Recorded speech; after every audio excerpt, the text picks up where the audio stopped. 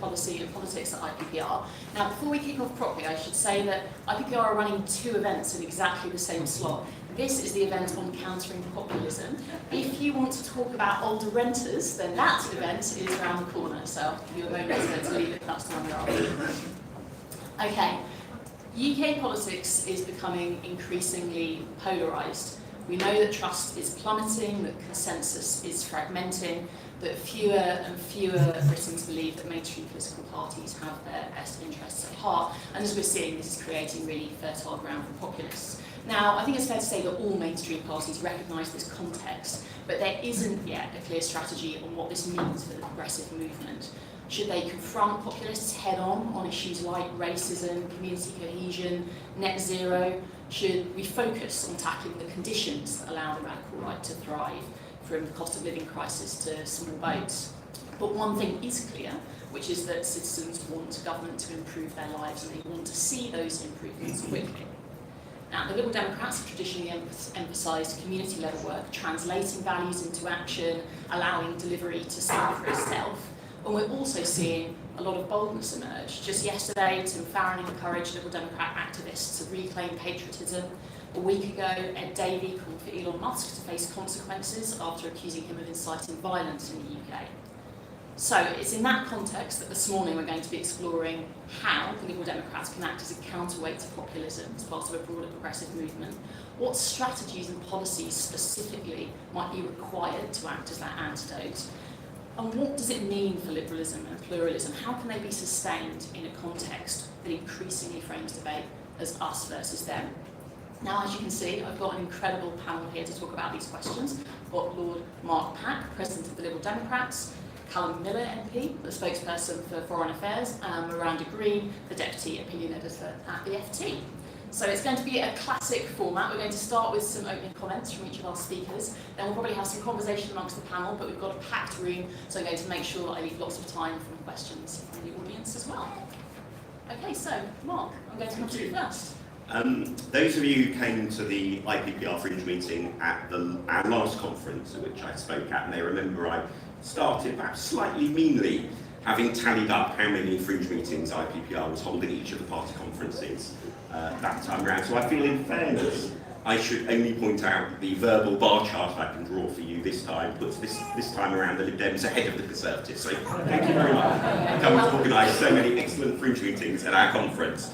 The topic is a pretty complicated one, and there are many sort of angles to it. So I thought I would basically pick one very simple solution that is in all of our hands, and it's the humble resident survey. By which I mean, that going out on the doorstep, asking people for their views on local issues, taking action on them, and feeding back to them what we've done. And that humble, bit of slightly tatty A4, Ronnie Stone's resident survey may seem like it's sort of a bit of an electoral tactic, may seem a bit of a sort of a detail of politics, but I think it epitomises a fundamental approach that is the antidote to populism, which is about saying to voters, saying to the public, we want to hear what matters to you. We then are going to find the overlap between what matters to you and what we believe, and we're going to take action on it, and we're then going to tell you what we've done. And that can be as simple as the cliche about the pothole. It can be as complicated as a bit of housing benefit casework. It can be as difficult and intangible as, say, improving opportunities for teenagers in the area. But the thing that's common about all of that is it's about saying to the public, we're here, we care, we want to listen, and by engaging with us, we can make our community and your lives better. And I think that is the fundamental. And talking about the rise of the far right in 1970s politics.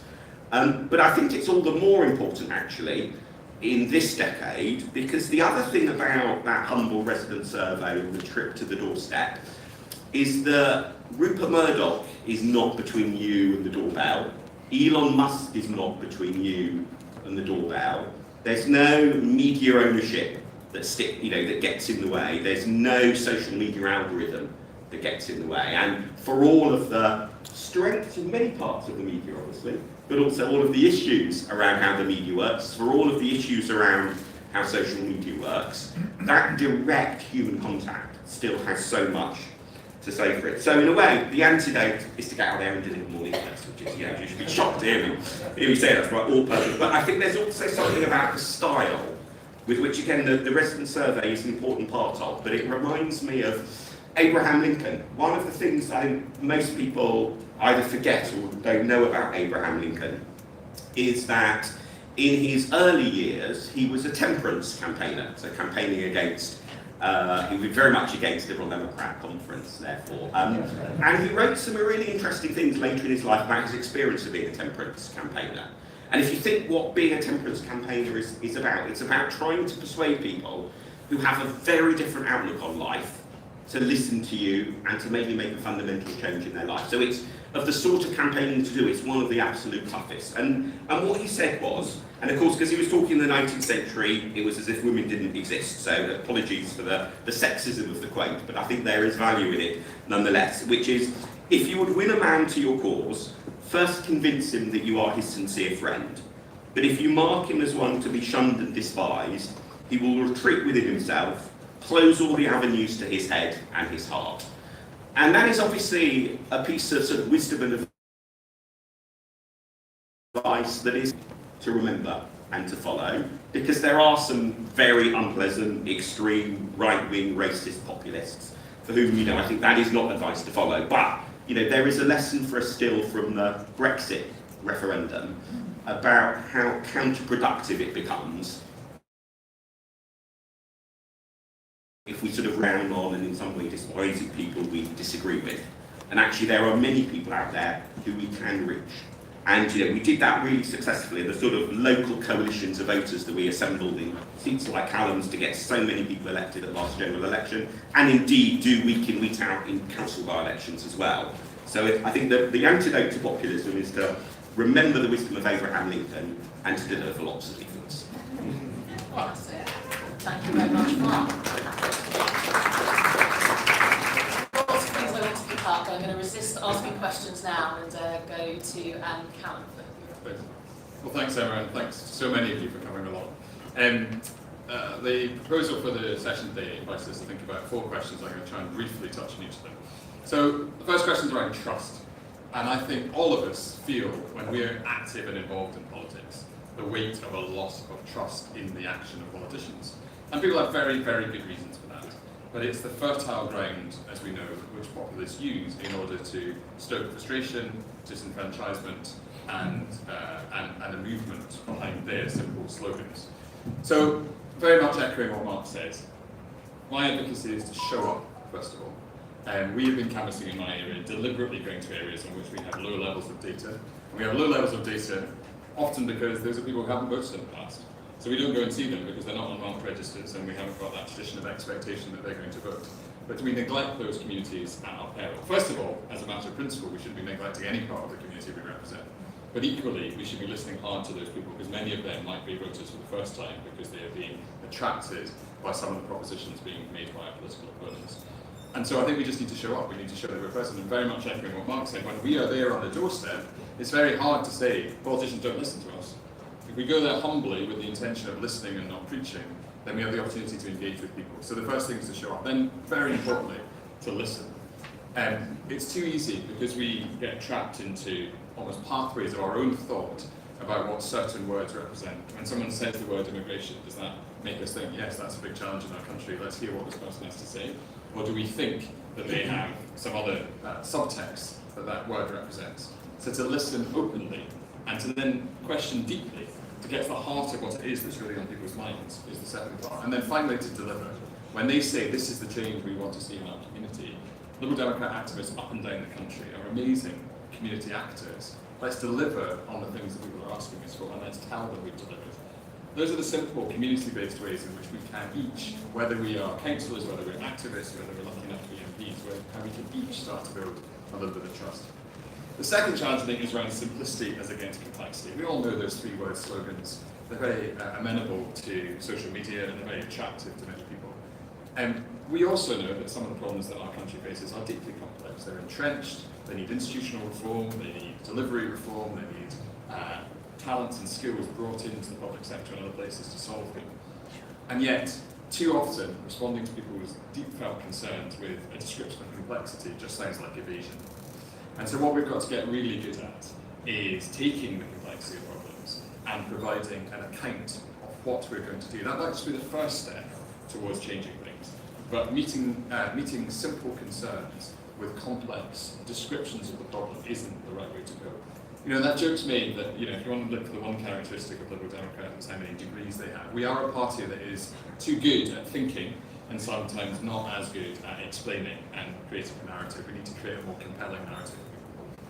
Thirdly, disconnection and neglect. Communities that do feel that they are not on our radar, that we are not listening enough to them. I think part of that is genuine honesty, is not trying to evade the fact that our communities face real challenges, not trying to pretend that everything is sunny and positive, but rather acknowledging the real challenges, but then rolling our sleeves up and working alongside people in those communities. One of my favourite things in my job as an MP is the many opportunities to meet with those who work in charities and volunteer organisations, and I know that you all have that in your happened had a fair for them on Friday in Bristol, my constituency.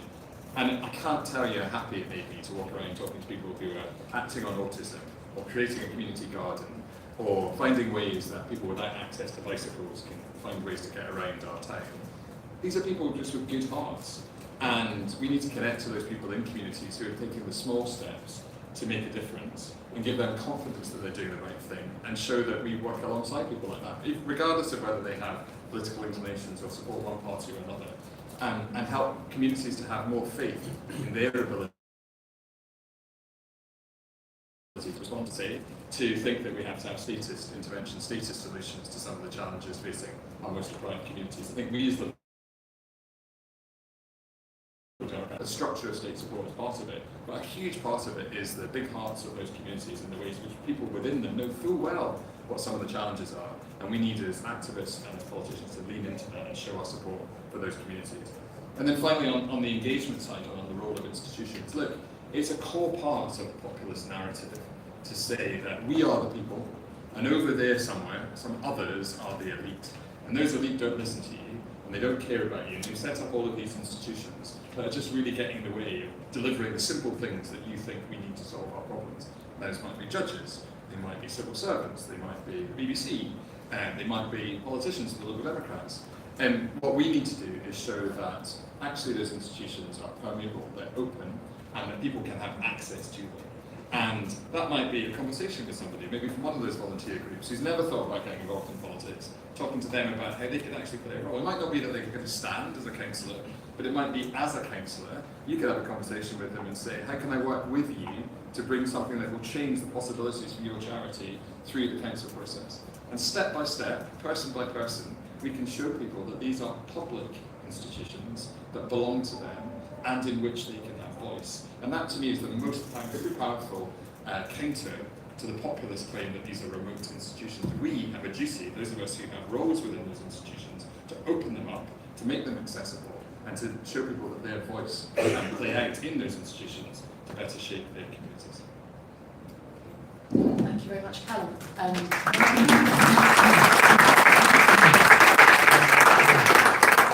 Miranda. Thank you very much, Emma, for the invitation, and I strongly agree with both of my fellow panellists, but I'm sure we can find moments of disagreement later. But I perhaps would like to echo Mark's remarks on avoiding sort of comfort zones and recoiling in disgust, because that I think does get us nowhere, and it's very well put, Mark. And I was very interested in what Calum said about permeable public institutions and inclusion in those respects. So I hope we can explore a bit of that. So my reaction to the question we've been set was first a bit of horror, because it's a bit answers on a postcard, isn't it? How do we tackle the populist moment? If we knew, we'd probably all be doing it, as would be the government and all the mainstream parties across Europe. Because let's not forget, the UK is not alone in experiencing this right now. This is a phenomenon across the democratic West. And there are plenty of examples we can look at across Europe of what not to do So that's one thing, is to actually learn from the mistakes and successes elsewhere. I'll come on to a success a bit later.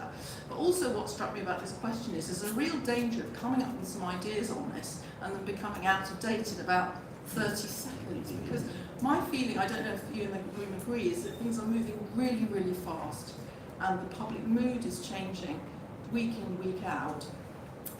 Your colleague Patel at the IPPR wrote us a fantastic op-ed maybe 2 months ago on exactly this, on what are the kind of values around which we can change the conversation in terms of a kind of progressive version of Britishness and national unity, not denying the problems where people disagree, but finding ways through it with some sort of unifying message, rhetoric, narrative, as Calum put it.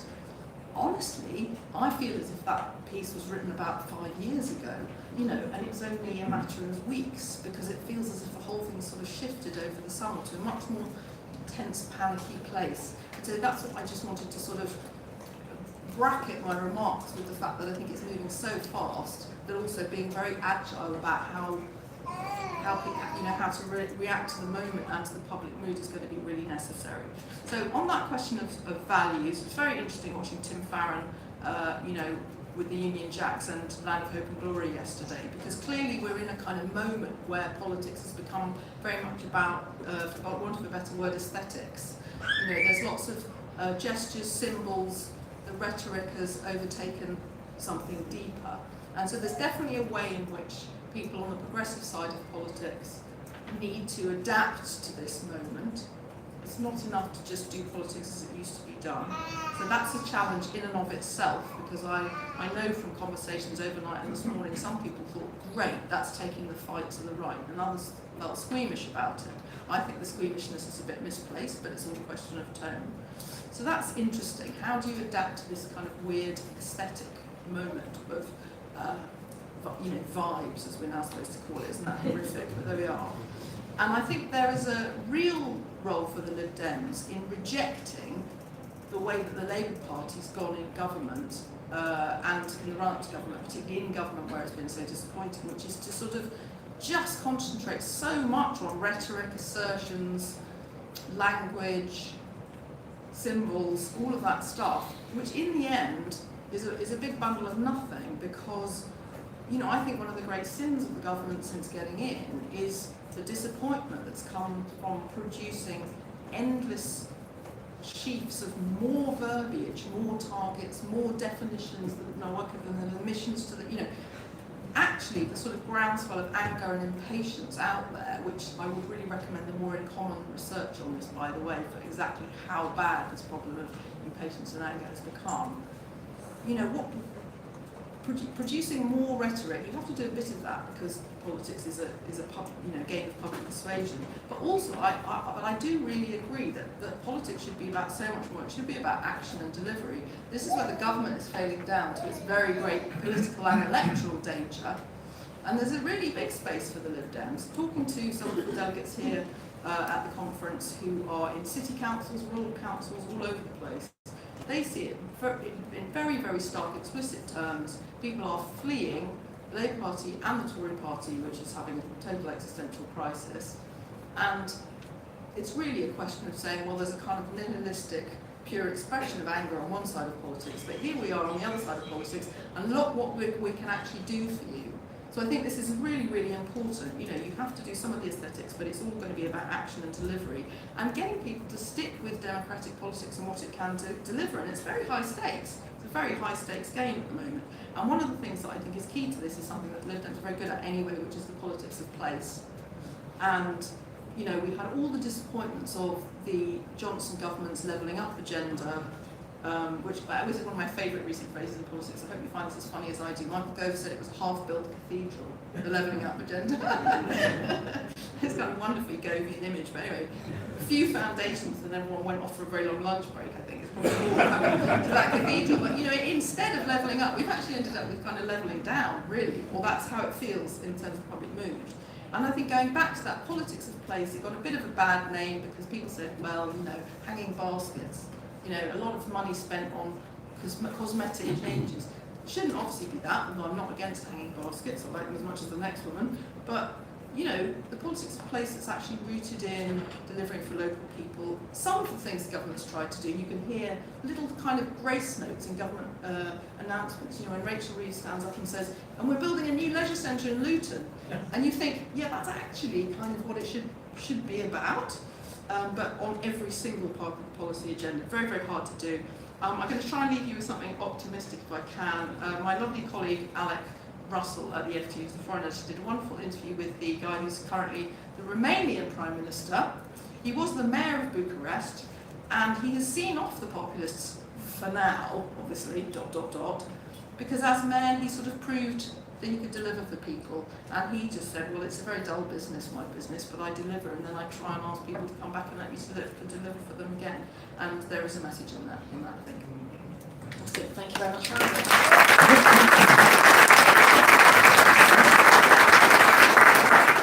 had a really wide-ranging discussion so far. What does an alternative message that progressives can use look like? More community-led politics, more permeable institutions, making sure that that gap between promise and delivery is shortened and that we focus on delivery and action. Mark, something that came through really strongly in your comments, and indeed in everything that's been said so far, is the importance of listening. You talked about listening, taking action, and then telling people what it is that you've done. And I suppose one of the things that I'd be really interested in your view on is, are there places that the progressive movement has failed to listen so far, that it hasn't heard what the public is saying? And what can the liberal movement learn from that as we try and work out what the progressive movement should look like going forward? Yeah, there's all sorts of dangerous answers I could give to that question. So let me pick one of those, because it's about MPs. I think it's a mistake that MPs collectively have made, and it's to do with MPs' expenses. Because, you know, the basic thought process that people go through is the public are really angry about MPs' expenses. The public think MPs' expenses take up vastly more money relative to, say, the NHS budget than reality, and therefore, oh, isn't it showing the public are wrong? And there's no. And I think that has been a fundamental mistake, because although the way in which the public expresses its anger and its suspicion and its lack of trust in politics over MPs' expenses might not stand up to close factual analysis. And in fact, often, you know, how much money people think gets spent on MPs' expenses compared to the NHS is so wrong, you don't even need close analysis, even analysis from a distance, which are the wrong conclusion, the absolutely wrong conclusion is to therefore say, well, they're wrong, so we don't need to do anything. The right conclusion is to say, well, because they're angry, we therefore need to do something. And so one thing that just completely baffles me, and maybe Calum, with some months under the belt in the Commons, you can explain this to me, is why do we still call MPs, the salary for MP staff, expenses? You know, it immediately invites suspicion, negativity, etc. When it's actually, you know, having staff supporting MPs, doing casework, etc., is an absolutely essential part of it. And so I think, you know, a really good example, because in a way it's not that difficult a one to fix, is we need to take public anger over things like that seriously. And actually, it both baffles me but leaves me optimistic. I think there's quite a lot that could be done that wouldn't be that expensive, wouldn't be that difficult, that could significantly improve the reputation of the expenses system, but instead we retreat into the, oh, well, they're wrong, they've got the numbers wrong, we don't need to do anything. Mark. Calum, you said that at points there's been too much focus on or at least appearing to be too good at thinking, not good enough at doing. It strikes me that one of the places actually that the Lib Democrats have been really successful, I'm thinking particularly of Ed Davies' campaign here, has been putting social care at the heart of the party and the heart of his leadership. And that has been actually in some ways less about thinking and more about making a much more kind of human, empathetic case for policy change that's built on his own family experience. And in a climate where we're seeing populists often claim to speak for ordinary people, I wonder what you think we can learn from that experience of rooting campaigning and communication in personal experience and in empathy. Well, just as the lights go down, I promise I don't have a mime act or anything to experience at this point in the conversation. I mean, speaking to this audience in particular, let me take the opportunity to clarify my remarks. I spent 20 years as a policymaker and working in a university thinking about governance, so I'm not against ideas. And I do think it's very important that we have them underpinning things. But what you speak to in the example of social care is the huge importance of speaking to people's hearts as well as to their minds and heads. And sometimes, even though we might reject the framing, we might even reject other aspects of it, what the populace can be very good at is going directly to emotion. And I think the way in which Ed has told his personal story, and I know it was a carefully considered thing between him and Emily, it wasn't something that he initially felt comfortable about, he's spoken about that. But it does two things. It allows him as a politician to become much more relatable. He's a normal person. He's not just somebody standing up in the House of Commons with the assumption, partly built on things like expenses scandals, that he has a gilded life. It shows that he and his family have faced challenges, and therefore he's someone to whom people can more readily relate. But it's also about something we all experience, that issue of how our loved ones are cared for, and the fear about what might happen to them if things went wrong, and whether the state and its services are there to look after them, is something we can all connect to. So I think the obvious lesson is that across our policy domains, we need to be talking about things that touch people, rather than necessarily the frameworks or the policy structures in which we think that's going to operate. So just to take a small example, on the climate change and environmental agenda, which I know many in our party, including myself as a Green Liberal Democrat, care deeply about, there are examples where we've done really well at making the reforms that we think are necessary deeply relevant to people's immediate lives. But there are, let's be honest, other times when we've talked very technically about things and optimising certain types of contract and so on, which are miles away from people's household bills. And so, without traducing what our policies are, always challenging ourselves to say, how does this matter to people? What is it that is going to affect their lives in our policies? And obviously that's a very simple part of politics, but it goes right back to what Mark was saying about Abraham Lincoln. People need to think of us as folk they can relate to, as friends, as people that are on their side, and we will do that if we translate our policies into things that they can respond to with their hearts as well as their heads. Thank you, Alan. I also wanted to, in a similar space, pick up on your point around creating more permanent people institutions, because actually closing that gap between people and politics, people and the institutions that are there to try and improve lives, is a crucial part of that. But can you tell us a bit more about what does that look like? Which institutions do you want to see change, and what does bringing them close to people actually mean? Absolutely. I mean, it goes right from the grassroots. So I'll just give an example of a parish council in my patch. Some of you might have started your political lives as parish councillors, I don't know. But many parish councils are non-political. Frankly, they're the people who get rounded up, and they're good souls who are willing to actually stand up in their community and take on some responsibility for managing the graveyard or ensuring that the verges get trimmed a couple of times a year. But then you get lots of people in communities everywhere who will just complain, who will be upset about something, and it'll be the council's fault. And they won't know which council it is, but they might realise it's the parish council. In those settings, and in the networks of communities of all different levels of socioeconomic position, there is an opportunity to have a conversation with people and to say to people, look, we're just volunteers. You can be part of this, you can get involved. Rather than having people sitting on the outside, throwing bricks in, invite them in. Now, I know, because I've been there and I've sat in many of these meetings, how hard that is. I'm not pretending for a second it's easy, and there are plenty of people who will just not feel that that's for them. But maybe it doesn't involve saying to them, you have to come and be a councillor. Maybe it involves very much to Mark's point about the survey, finding the space and time to actually go and talk to people and say, look, this issue's coming up. I see a lot of hard-pressed organisations, both parish, district council and so on, where people have got very caught up in the business of the councils. And because there's a necessary legal responsibility, a lot of the focus goes into the proper conduct of it, and less time goes into explaining what's going on. So that worry about making sure you're on top of the papers for the next meeting crowds out the time to go and knock on a few doors of neighbours and say, look, we're going to be discussing this next week, have you got a view?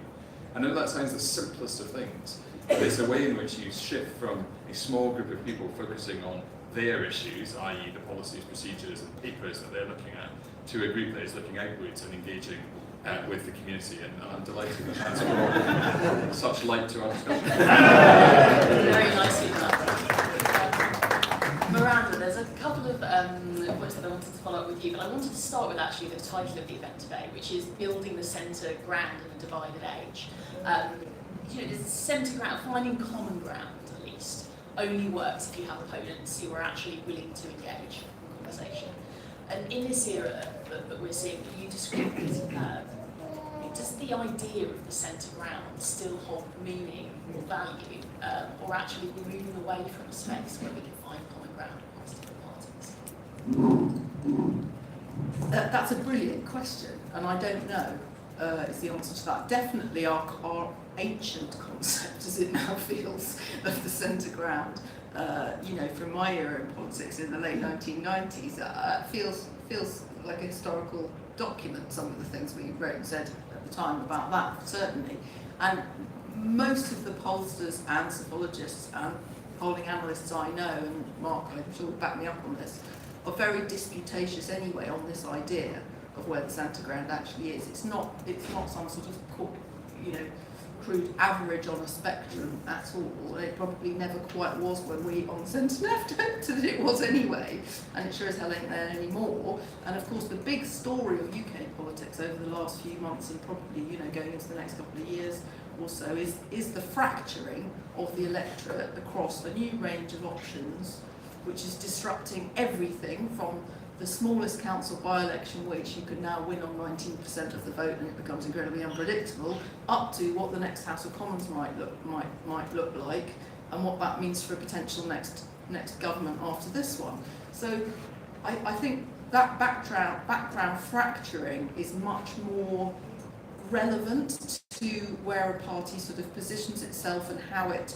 builds support for the policies that it thinks are the solution to our problems. That seems like a slightly roundabout way to answer a question, but do you see what I mean? I don't think you're going for a kind of median voter in the same way that traditional politics went for, but there's an inbuilt danger behind adapting to this new fractured landscape, which is the sort of comfort zone that Mark was worried about, right? Because what you don't want to do is say, okay, well, we on this side of politics are now going to appeal to this particular 30%, 27% to 30%, and echo their sense of disgust, dismay, fear about the way the world is going, and everything from social media to opinions on immigration, all the rest of it. So I think there's a sort of moral challenge actually as to how you respond to this new fracturing as well, and as to where the kind of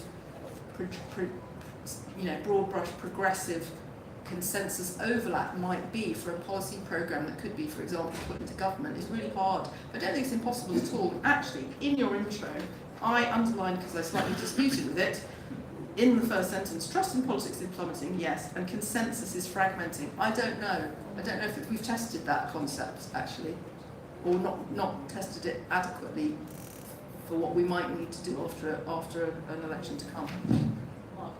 Yeah, I think there's maybe a different sort of centre ground emerging, because I was really struck by some polling data that Marius Roberts, let's call him Marius, anyway, shared on social media a few days ago, where he had analysed the data from the British election studies. And what it does, there is in a sense an emerging sort of two-block, not two-party, but sort of two-block sort of political system in Britain at the moment, where you've got Reform and the Conservatives, as it were, in one camp, Labour, Lib Dems, Greens, Nationalists in the other camp. And obviously lots of differences between them, but in a way it's a bit like the Remain Leave with different clothes. There is a certain sense of... But what Marius's work was absolutely fascinating, was he then plotted the voters within each bloc on their views, both sort of liberal authoritarian and sort of left-right on economic issues. And although to some extent those blocks, I think, instinctively feel to us like quite distinct, within each block there is a huge broad spectrum of views. So although there isn't maybe quite the common ground to look for, say for Lib Dems thinking about Reform voters, there are very few Reform Lib Dem swing voters, so there isn't a common ground in that sense. But for us to be successful, it is quite a broad range of views that we need to find ways to appeal to. So it's sort of maybe the common ground within each block, which is a very cumbersome way of looking at it, and I'm sure somebody will at some point maybe come up with a much more elegant way of thinking about it, but I suspect that's what we need to remember. And in a way, again, it's the lesson of the referendum, that actually, although Reform and Leave were very different camps, one of the reasons we lost was being too insular in our approach in terms of rather than trying to build a broader coalition of support. Thanks, Mark. I'm going to come to audience questions in 1 second. Miranda, I just wanted to ask you about one other thing you said, which is the kind of fascinating, I guess your reflections on what does that mean for how politicians should actually be communicating. How do you communicate in an authentic, honest, meaningful way in an environment which, as you say, can feel like 2 weeks ago was 2 years ago? Oh God. Well, the depressing thing about that is that the people who seem to really succeed at the moment are not necessarily authentic, but they're very good at performative authenticity, which is not the same thing at all, is it, really? And so, somebody like Keir Starmer can't do it. Somebody like Nigel Farage brilliantly can. Boris Johnson brilliantly could as well, until he came a cropper through sins of his own and brought himself down. Every time the Labour Party tells me they brought Boris Johnson down, it's so annoying, by the way, doesn't that annoy you? I think it's really genuinely hard, and you do, politics is the persuasion business, right? So you can't just, virtue is not its own reward. So all of the incredibly virtuous things we've been recommending this morning to do with delivering for people and everything from the surveys right through to, better facilities for the constituency area or whatever it is. It's not enough without managing to sort of sell it and, as Calum said, demonstrating what you're doing and explaining what you're doing. I think it's genuinely very hard. Social media has, ripped the heart out of the way that we all used to watch the same 6 o'clock news and listen to the same 10 o'clock news whilst brushing our teeth or whatever, and therefore the baseline on which all the national conversations used to be built, and where you could then sort of dispute but around an agreed set of facts, that's really been exploded, and that makes it extremely difficult. I think it is the new reality. I agree with some of the attempts to sort of push back, but I think it is the new reality. And I think, honestly, people of my generation probably don't have the answer to this as much as people coming up through the ranks now. And I would like to see all the parties, it's obviously not quite happening yet at this conference season, I would like to see all the parties, maybe next year, really talk to the younger generation of political activists about this particular question. I really don't know. But I don't think that the people who are good at it are being themselves, that's for sure. So anyone who says just let somebody be somebody, Ed be Ed, Keir be Keir, Calum be Calum, I don't know, probably you'd be very good at it, Calum, I don't know. It's not the whole, it's not definitely not the whole answer. Can I just say one thing on that and the social care point though, because I'm really glad you brought that up as a success, because I think this sort of thing actually is one way to do it. And I agree with the reasons why that was successful in terms of Ed as a relatable person, a sort of human face to the election campaign, which was a great optimistic contrast with all the negativity that was going on elsewhere. But also there was something real that happened with that, which was actually noticing the reality of other people's lives. It was actually noticing people struggling in a particular way with a particular circumstance. And it was about the economy and family and the emotions, but also the structures, which mean that, a lot of women in our society, particularly, are not acting as like homo economicus, making free choices in a free society. And I think that's quite a deeply important achievement, actually, and I'm sure there are other policy areas where a similar thing could be pulled off if it's thought about carefully. Brilliant. Thank you very much. Okay, so now I'm going to take questions from the audience. I'm going to take them in groups of 3. Can you save your questions directed to a particular panellist? In the interest of giving as many people as possible the opportunity to speak, can I also ask that you're relatively succinct and that it is a question, not a comment, please? Okay, I'm going to take them in chunks. I've got one here, one here. Thank you. I will come to other sections of the room as well. Thank you very much. Paul Nash from Harpenden and Burlington. Love the positivity about the direct engagement with voters, but I'm just wondering, as we resist the temptation, what do we need to do about how we talk to and about other parties as well? We enjoyed last night making fun of the other 2 major parties in turn, and does that risk just undermining trust in politicians generally? Brilliant, thank you very much. Yeah, thank you. Simon Wilson, North East Hampshire. I'm really interested in the centre ground part of the conversation that was had there, because I do think that the level of change that needs to happen that's being promised by populists is radical. So I'd be interested in the panel's views on how can, talks about delivery, how can the level of change be really increased to meet the answer of the populists. Brilliant, thank you very much. That was one. I'll grab the opportunity. John Shreve, Chair, SLF. Just one thought. We've always ignored the data change that we're now looking at, where we were always driven by our data. The 35% of the population, 30% that never voted in the general election, the other 30% that never voted in district elections, has the probability of there even being a centre ground really been always a fallacy because of the offerings and the polarisation of the two main options? 35% that never engaged. Are we actually looking at a complete realignment of public opinion in relation to the service that their politicians provide them? Because we know that loss of faith is really the main driver. Brilliant, thank you very much. Okay, so we've got how should we talk about other parties, and how do we increase the level of change, and has the centre ground always been a fallacy? What does that mean for progressive politics? Calum, I'm going to come to you first. You don't have to answer. Well, I'll start with the first. So, for me, rebutting and addressing the other parties, I make a distinction between what we do on the national level and what we do on the doorstep. So I think nationally, as at the rally, as at other things, we need to be very clear on how we're distinct from the other parties, and we should hold back when we think they're getting things wrong. That said, I also genuinely believe that there's a market for people being much more constructive than the other parties have been. So, like other MPs have the option to be on some, political panel shows, and one of the benefits of being a third party is they come to you third. And so you can let Labour and Tories take chunks out of each other, and then be quite balanced and reasonable. Still criticise where it's appropriate, but also occasionally agree.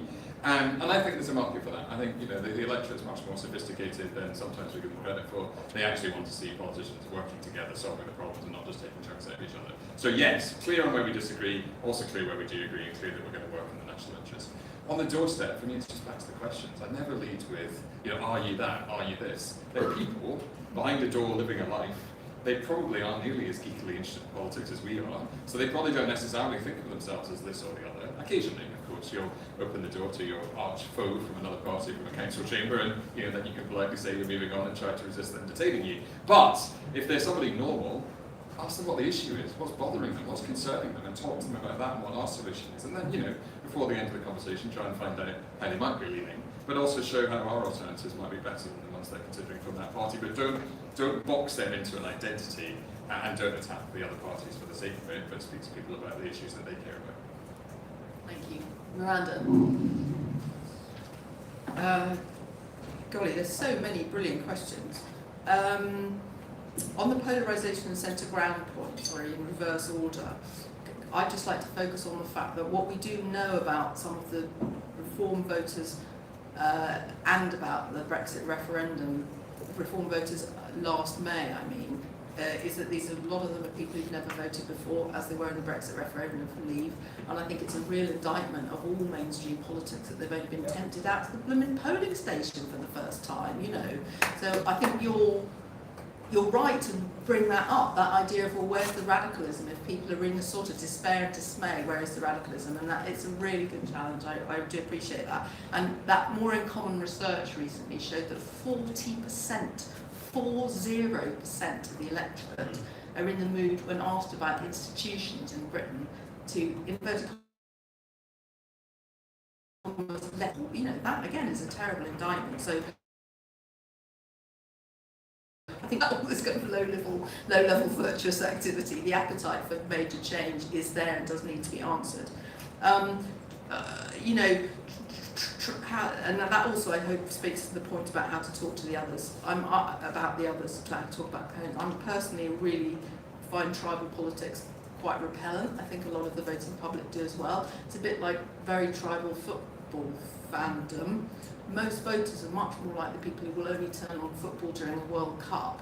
Quite enjoy it, not necessarily understand everything that's going on, make a cup of tea, but still want to be part of it, right? So you have, and the most annoying people during the World Cup who don't let you watch the World Cup matches because you're not a proper football fan. So I think that's the way to sort of deal with that issue. Was there another question? Anyway, I'll probably say enough. Thank you. Look well. Yeah. Mark.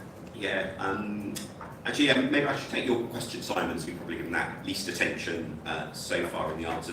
I think there's a difference between campaigning and governing in this respect that I think, well, let me give an example about merchant shipping regulation, which is unlikely to have featured on any of your election leaflets, Calum. But a few years ago, It will shortly. there was an international treaty signed a few years ago to do with basically the working conditions of people on merchant ships, and it had roughly an 18-month implementation period. The government here in the UK then kicked off its consultation on how we should implement this treaty that we signed up to a week before the expiration of that 18-month implementation period. And now, a couple of years on, finally, the secondary legislation from that is about to come through Parliament.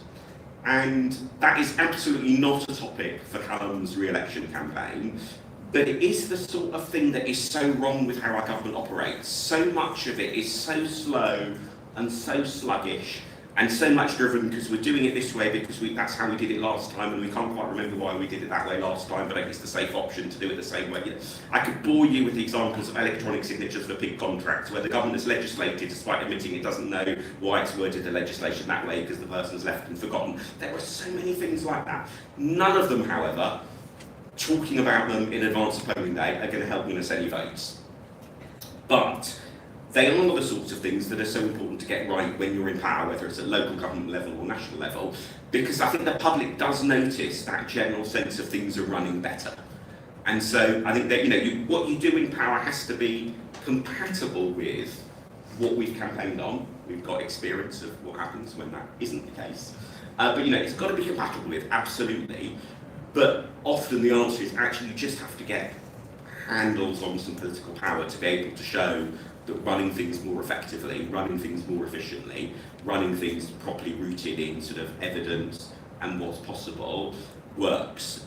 Very hard to persuade people in advance, but absolutely you can do it once you've done. Which is why Liberal Democrat run councils have got such a great reputation getting re-elected with increased majorities in the last few years. And I think that's, you've got to win the election and then you can, in a sense, tackle those issues, Simon. Calum.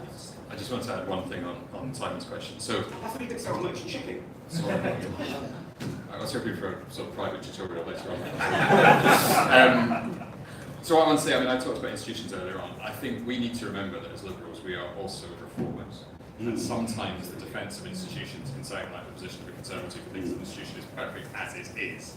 So we need to be really clear in our mind what the principles are for those institutions, like, for example, the rule of law, equality before the law. Of course, that doesn't mean that every law is correct in this country, and it does mean we should be open-minded. So sometimes when these challenges come to us, including from the populist parties, not just from the voters, we shouldn't close our ears to them because of who's delivering the message. We should be open to the fact they might be onto something. It's slightly to Mark's point of earlier about people making real complaints and us not being closed to what that means. And when that means reform of the institutions, we should be in the front line of asking for the reform of those institutions. So I think sometimes we can get too caught in a sense that, that these have been put in place for rational reasons and therefore we must go through the proper process and so on. If people are angry because in their community something is not happening, we can get to delivery faster if we're prepared to be quite radical in our thinking about what's broken in the institutional framework. It doesn't mean burning down the institutions, but it means changing how the institutions operate.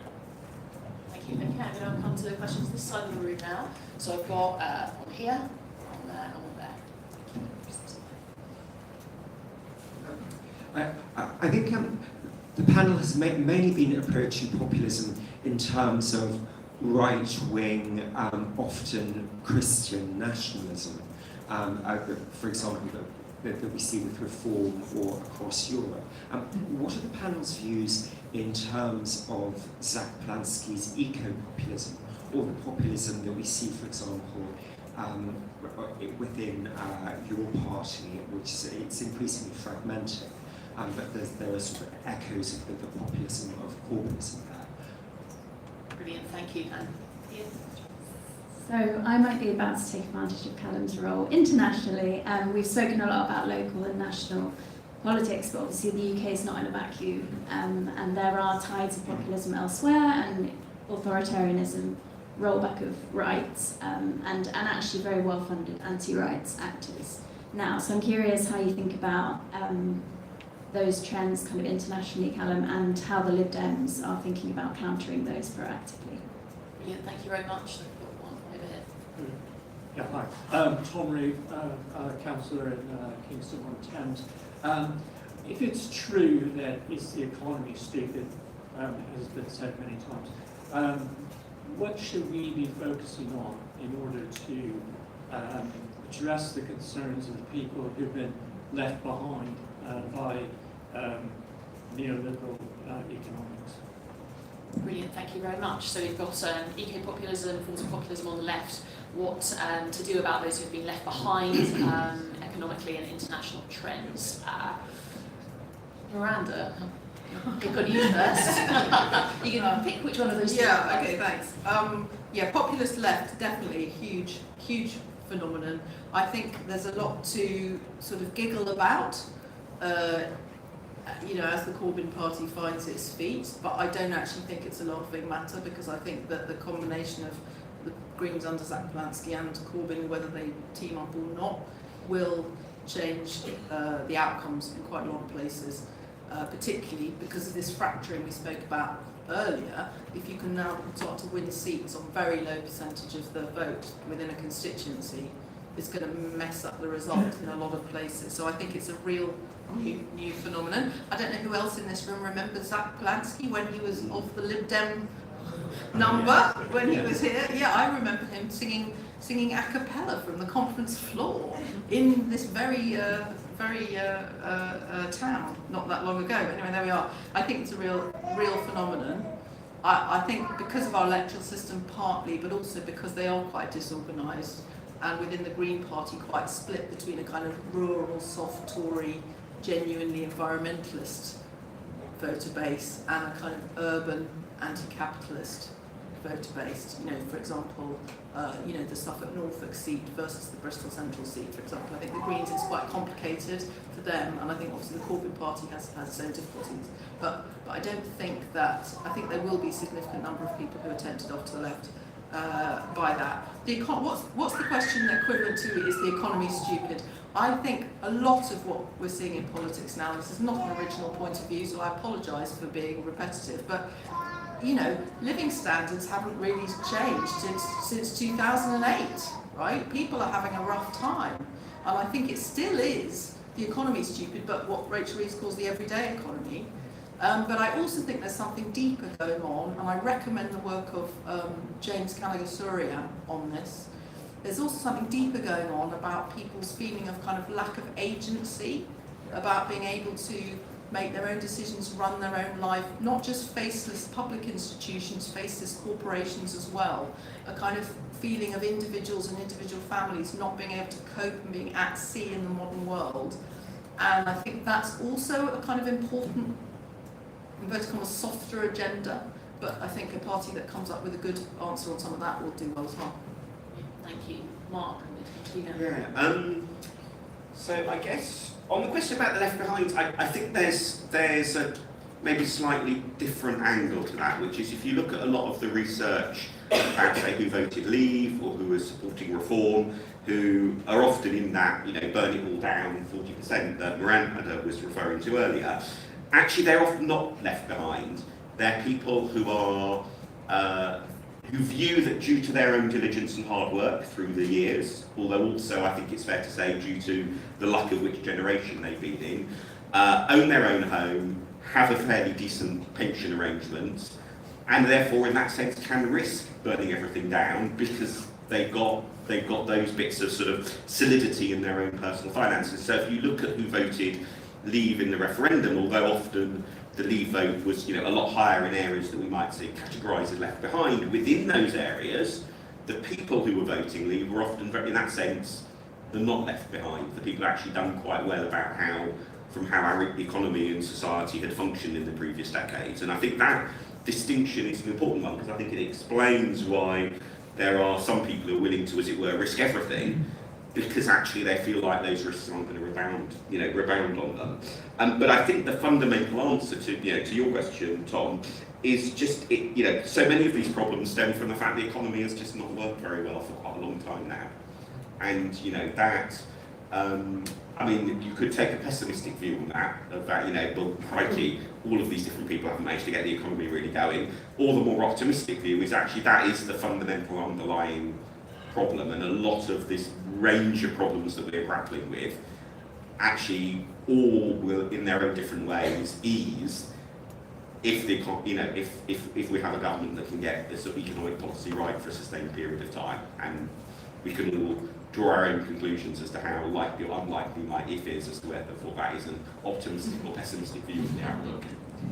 Thank you. Calum, I'm going to come to you, and we're almost at time, so getting the last word. Well, let me just address the bit of questions I think Mark and Miranda have done very well with the other two. I think we're all aware that those on the alternative right, as it's sometimes called, but on movements of nationalism and populism, have been organising, and Steve Bannon for at least 10 years across Europe and others as well, with significant amounts of funding behind them. And so you're quite right to draw attention to that. So we think just nationally and in the UK for the first step, I mean, an obvious thing to do is to challenge the government to have stronger regulation of the funding of politics in this country, so that it is actually funded by people who live here and are part of our society rather than people from outside who are seeking to influence it. The second is, and I know there are members of the room heavily involved in Liberal International, but is working with our sister parties in other countries, both so we can support them, but also so we can learn from them and face some of these challenges, if you like, the front wave of this kind of disruptive politics, and how we can learn from that and adapt our own strategies to combat it. Thirdly, and this is very much to my role, speaking on foreign affairs, to challenge the government to make it a core part of the UK's foreign policy. So whether it's on China using extraterritorial powers to influence pro-democracy campaigners from Hong Kong in this country, or whether it's on our approach to what's happening in other, even European countries. For example, I think that the government, because it really doesn't want to talk about Europe at all, and because understandably we as the UK should have some humility about telling the EU what to do, I believe we should have a much stronger line on Hungary. I mean, it's not clear to me why the EU is being so passive in the face of Orban's behaviour.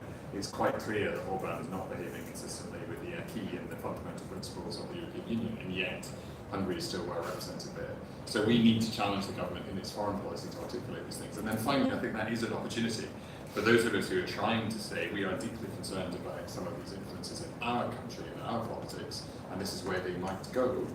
Pointing to countries where they have already gone there is a way of challenging the likes of Farage and others to justify some of their policies, because it's clear where their direction is. And for many reasonable people, they would look at that direction and recognise that isn't somewhere that they want to end up. So I think it's a combination of all of these four elements. Thank you very much, Calum, and thanks to all our speakers. I think we're at time, so unfortunately I know there are lots more questions. I'm sure let's ask them in the margins. I think there's been lots of agreement in the discussion over the last hour about the importance of listening to people, having a politics that's rooted in community and place, that's focused on action and delivery, rather than just talking promises, and also some really interesting provocation, particularly around being unafraid to be radical reformers where that is justified. I'm going to say an enormous thank you to our brilliant panellists, and a huge thank you to the audience for such a fantastic set of questions. Thank you.